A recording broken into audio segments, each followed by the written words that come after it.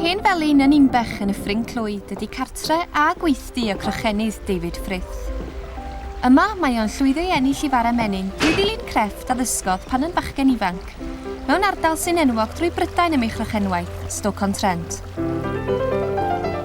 The techniques that I use now, the style that Mae farddull ar hyn o bryd wedi ddatblygu dros yr 8 mlynedd ar 20 diwethaf rydyn ni wedi bod yn gwneud potiau.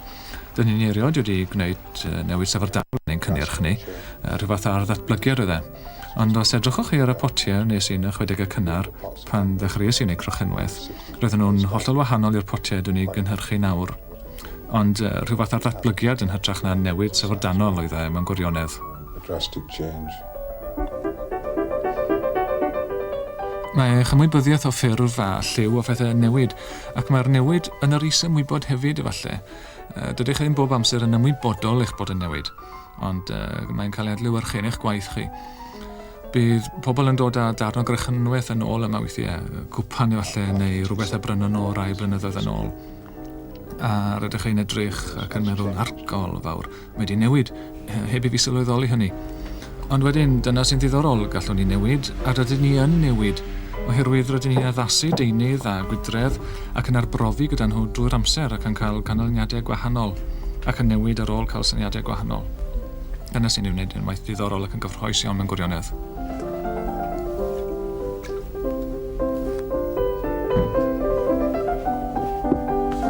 When I first started making pots in 19... Pan ddechreuais i wneud potiau gyntaf yn 1962 yn Dinbych, chydig iawn o lyfrau oedd ar gael ar farchnad yn ymwneud â chrochenwaith.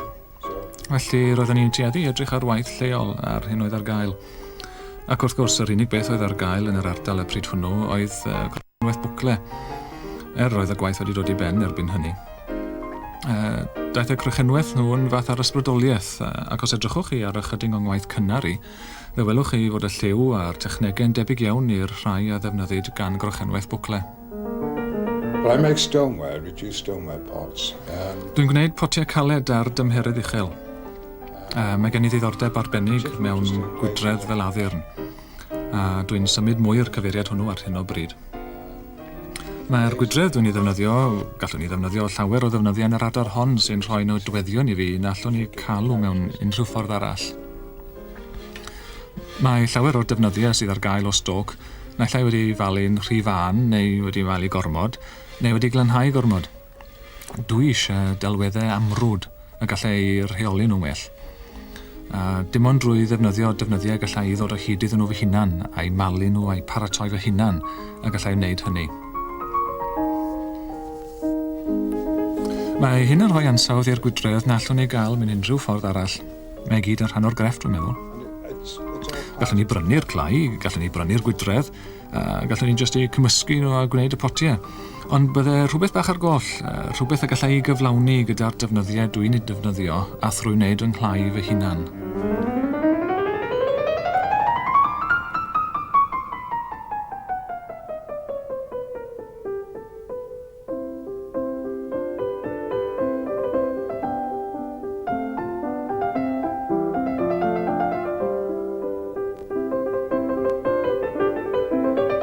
The colours are derived from oxides. Daw'r lliwiau o ocsidau metel. Prif rai rydyn ni'n ei defnyddio yw haearn. A gydag ocsid haearn gallwn ni gael lliwiau yn amrywio o felyn i frown, glas a du, gwyrdd. Y lliw arall yw cobalt, sy'n rhoi llwyd a glas. Ac ar cyfan gallai gael amrywiaeth eitha eang o liwiau o'r ddau ocsid yna. Coch llachar, emrallt, gwyrdd, a phethau nad yw'n bosib ar y tymheredd yna mewn gwirionedd. Felly dydy'r lliwiau dwi'n ei defnyddio ddim yn rhai llachar, a gallen nhw fod yn eitha diddorol rwy'n meddwl. It can be quite interesting.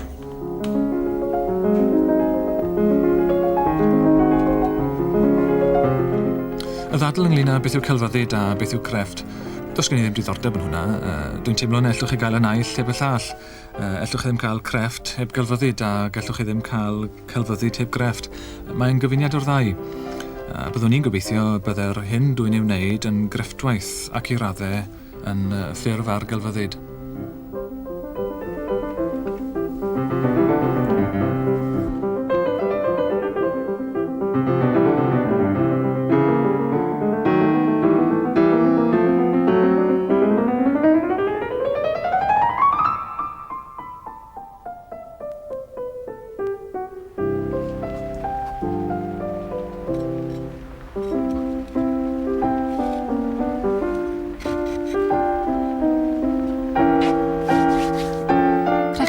cws Dinbych ydy cyfeiriad David Frith, mae werth mynd yno.